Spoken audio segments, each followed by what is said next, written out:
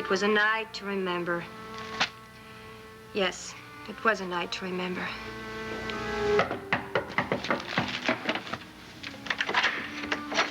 Congratulations, my lovely. You are a sensation. Absolutely sacco baffo. What does that mean, sacco baffo? Sacco baffo is a slang show business term for a hit, a triumph, and a smash. Aren't you pleased? I am only pleased not to find you sacco baffo in front page. I was expecting to see your name in headline this morning. Don't worry, my love. There's not a single word there about the Whitney robbery. Obviously, Schuyler's decided to keep the whole thing under wraps. It's very discreet, if I might say. I don't care about his discretion. All I want to know is what was going on there last night. I was half crazy of worried. I'm sorry, my love. I wanted this to be a day of celebration.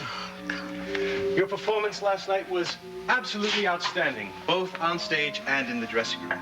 How beautifully, how convincingly you lied for me in front of Chief Mallory.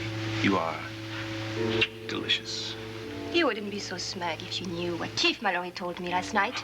What did he tell you? Damien Tyler was there in the Whitney house, and he came close, very close to finding you. No. He might have come close to catching Collier Wells, but he has no proof that Carlo Crown possesses these. Most of these trinkets belong to Mrs. Whitney. However, one or two belong to Schuyler. For instance, this little antique watch.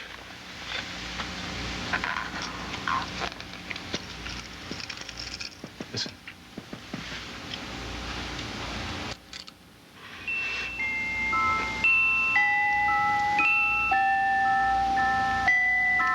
It's a charming little melody, isn't it?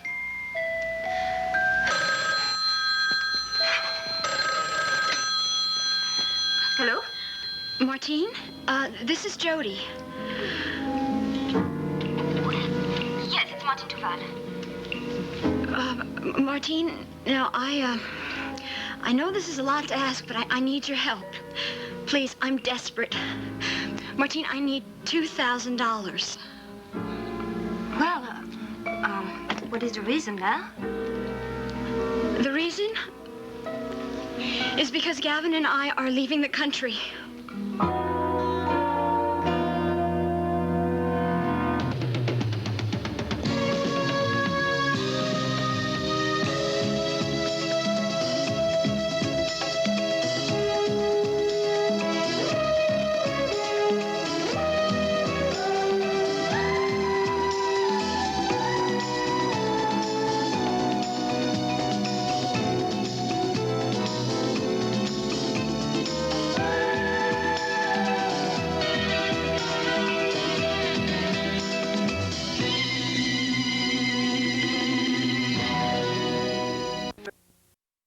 I'm not able to continue our conversation at the moment. I have a guest. Oh, all right, I see. I understand. No, I'm sorry. I don't receive any more visitors tonight, and I don't accept interviews here, but perhaps we could meet another time soon. You mean today? Now? When? That's a very good time, yes? Okay, where, Martine? Where can I meet you? I would say the theater. That's very good. There will be no rehearsal, and there will be no trouble at all. Okay, then I'll meet you at the theater. Martine, thank you very much. Are you sure you're going to be able to arrange everything? Yes, my dear. I will take care of everything, and thank you very much for calling me. Goodbye. Martine, thank you. Thank you so much. Goodbye. Yeah, no way. All right. Martine said that she'll do it, and she's going to meet me at the theater. She couldn't talk anymore because there was somebody else in the room. We don't need all that money, Jody. $1,000 is enough to get me out of the country alone. Well, Gavin, you're not going alone. Now, understand that, okay? You can't just leave everything behind. You've got a family to consider. Nicole, Miles, Adam. No, Jody, please. Go home while you still can. Oh, I'm going to be trouble, Jody. Nothing but trouble from now on. If you leave alone, Gavin Wiley, there's nothing here for me. I love my family very, very much. But without you, I'd be lost. Don't you understand that? You're the toughest kid on the block. Don't you forget it. Will you look at that? You two hugging there make a real 6 picture. Real Valentine. Yeah, they're real cute. Oh, who asked you? Nobody. Well, so shut up. Look, I hate to break this up, but what's happening? You able to raise that money all right? Well, all You know, I hate to be pushy and everything, but time is growing short. Benny here's got to make arrangements to book your passage on the boat. He's got to do it today when he goes to work, right, Benny? Yep, that's right. There's this guy I know down the dock where I work, right? And see, I got to contact him first, and then when... Hey, who asked you? You did. Oh. Well, shut up anyway. Don't worry about it, Mrs. Arnold. I'll have the money. I'll be ready when you make the arrangements. Correction. We'll be ready.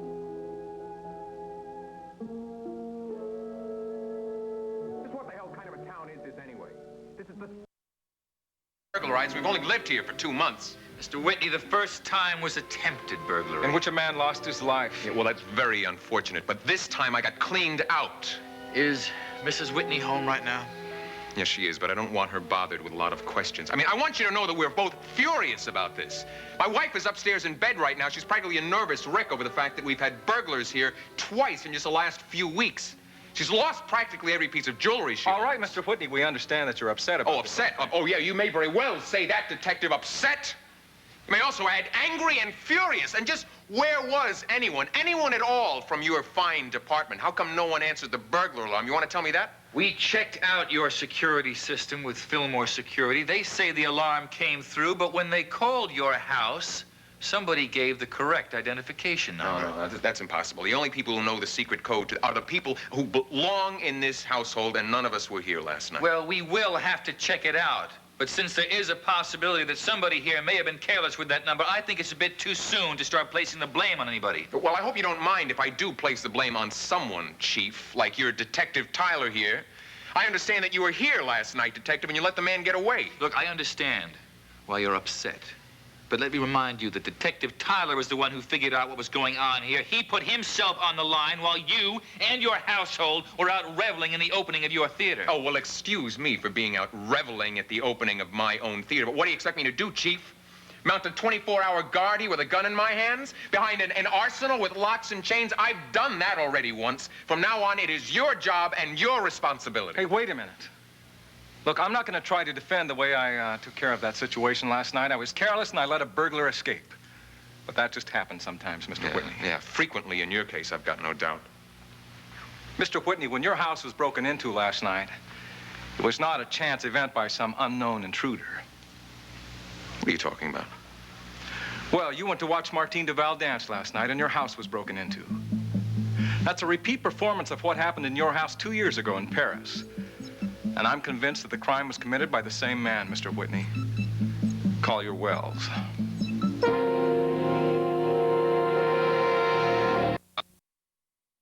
Hey, little boy, what do you think of the idea? Come on now, don't be shy. You just say it right out. How'd you like me to come and live with you and your dad and Mom, huh? Well, I think I can speak for all three of us, Mrs. Goodman. We're delighted to have you back in the family circle. I'll second that. Well, seems like Adam is keeping his opinion to himself. I can assure you, Miss Goodman, that little fellow over there would like nothing better. Well, I can tell you one thing. My daughter-in-law likes the idea just fine. Well, we're happy you've changed your mind about living with them, because that makes us the winners. I don't know. I thought it was the right thing at the time. It just seemed sensible, being with your own flesh and blood. But then things began to wear thin, and I don't know, my daughter-in-law has her own way of doing things. You know how it is. Oh, yes, of course. I sit around that nice house and ask myself, is this my home? You know, I mean a real put-your-feet-up home. Or really, just my son's charity case. Finally, my independence was on the line, and I still have a lot of that left. So I figured I should be someplace where I'm needed, where I can contribute something and be happy doing it. Well, you called the right number. You can contribute to the Kavanaugh clan as long as you like. You are always welcome. Now, all I have to do is get used to heights. Every time I'm in a high place, I just get this feeling that somebody is saying to me, jump. Isn't that awful? Well, it's not that uncommon, Mrs. Goodman. It's called aquaphobia. Well, if there's anything I'm afraid of, it's a phobia.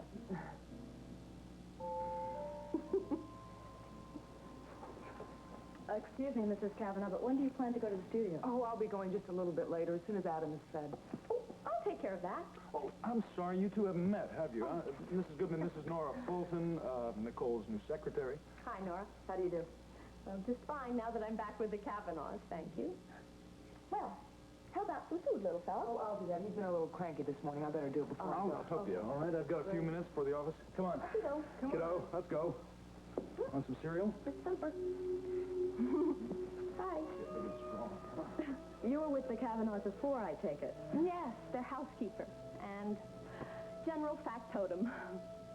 I'm so glad to be back. They're really terrific people, you know. Yes, I can see that. So, you're Mrs. Kavanaugh's new secretary, eh? Yes, and general factotum. I'm real glad you're going to be with her now. She really needs somebody to help take the load off. I intend to be a help. In fact, I intend to relieve her of a great many burdens. You be good to her, you hear? Or you'll have me to tangle with. I can see that, Mrs. Goodman. Well, I guess I better settle in and get unpacked. I'll see you later, Nora. Yes, of course.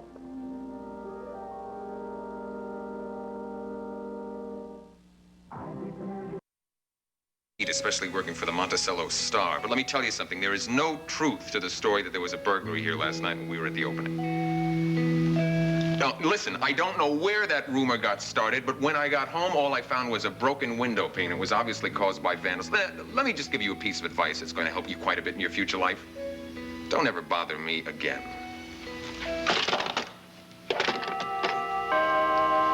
That's another one of these damn reporters.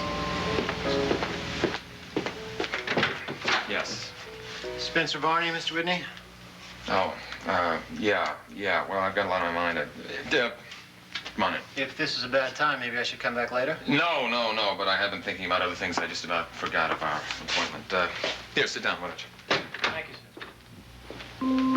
sir. Say, how did you, know that there was an opening in my staff? Oh, it was an obvious thing. The possibility occurred when I read about the unfortunate death of Mr. Wagner. Yes. I just assumed you might need a replacement, someone to drive for you and to perform whatever other duties might be necessary. Mm-hmm. I hope you don't think I'm an opportunist, Mr. Whitney, but when a door opens, walk in. That's my feeling. It's mine as well. I imagine you've got references? Oh, yes. Let's see. St. Louis, Cleveland, Detroit. Well, obviously these men think quite highly of your abilities. Well, I like to think so. How do you feel about the idea of living in? If you did take the job, you would have to live here, you know. Well, that wouldn't be a hardship.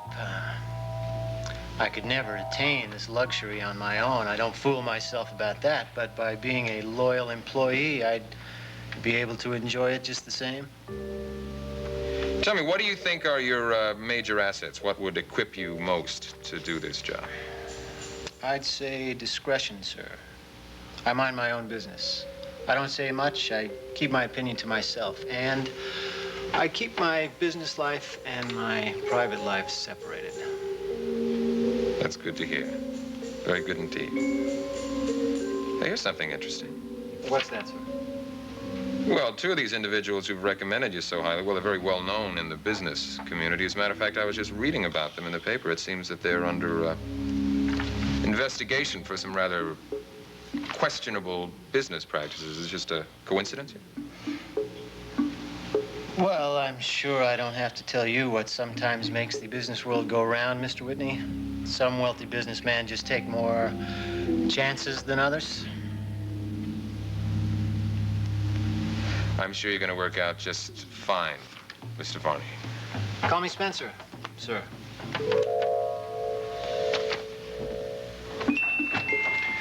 Brahms? Mozart? Tchaikovsky, maybe? Can't place that melody. But I am charmed by it, aren't you? You seem so very pleased with yourself. Don't you think I have reason? You have exactly what you wanted. You have satisfied your obsession of revenge with Carlo Whitney. What about your promise? I haven't forgotten my promise, my darling. I have what I want. Now you get what you want. I promised you that if you helped me, I'd give you that divorce you crave so desperately. You keep a promise. I mean it. I will live up to that promise. You can expect no opposition from me. Just file the papers. If that's what you want, I will sign them, and I will be disappearing from your life from that day on. Are you serious?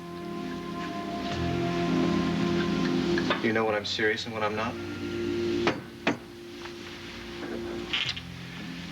I owe you, Martine Duval. So I will just leave your life. I'm sure that'll make you very happy, won't it? I can't waste any more time. You didn't answer me, Martine.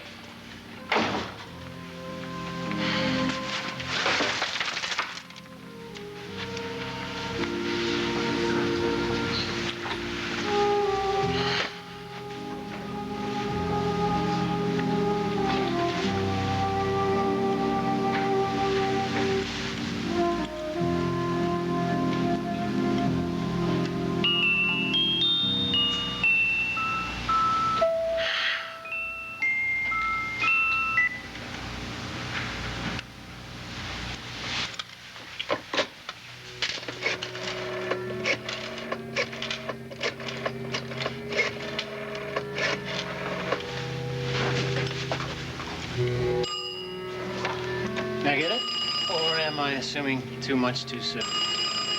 No, go right ahead, Spencer. Consider yourself hired. The Whitney residence? May I ask who's calling, please? One moment. It's a gentleman, Mr. Whitney. I think he says it's important. Yes? Hello, Mr. Whitney. This is Collier Wells.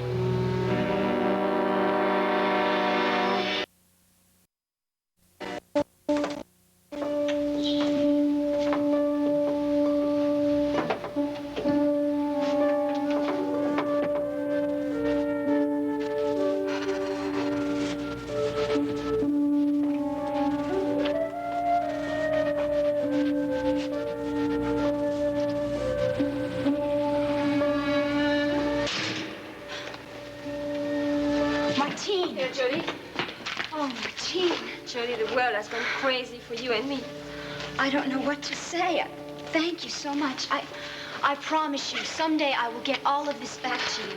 It's all right, Jody. I don't care for money. All I want is that everything is sane and decent again. That's all I want. Martine, what is it? What's happened to you? Is it me and what I'm doing? Is that what's gotten you this upset, huh? Is it my fault? It's nothing to do with you. It's me. It's my fault. It's my stupidity for being in love with someone I should not. Martine, I don't understand. I don't know what you're talking about. Collier Wells is here. What? You mean Collier Wells, your husband? Collier Wells? He's in Monticello. Oh, Jody, I have to tell someone. What? He robbed Scarlett Whitney's house last night again. You must not tell anyone what I'm telling you right now, okay? I mean, the police is after him. They have not proof, not evidence, but I knew it, and I didn't do a thing about it. So that's why you were so upset and afraid the other night, right? Yes. And this morning he came to me, and like a child, he showed me what he had stolen. All Raven Whitney's jewelry, and even Sky antique pocket watch. Oh, God. His watch? Martine, do you happen to know, does Skylar Whitney have 2 antique pocket watches? What? 2 of them. Does he have 2 of them? Well, I don't know. This one has Sky's initial on it. Probably a wedding present or something. I don't know. But I don't understand. Gunther had that watch, Martine. Gunther? Yes, he said that Sky gave it to him as a reward for his loyalty. Don't you mistake him? No, I'm not making a mistake. Gunther showed it to me. Let's see, it's got Sky's initials. His initials are SGW, and it plays a little tune, right? How does the tune go? Da-dum, da-dum, da-dum, da-da-da-da. That's the tune, right? Yes, that's exactly it. Yes, Jody. That's the same watch that Carlo Wells stole last night. But how? Well, I don't know. Perhaps Sky had taken it back after Gunther's death or something. I don't know. I don't understand this, Martina. What in the name of God does this all mean?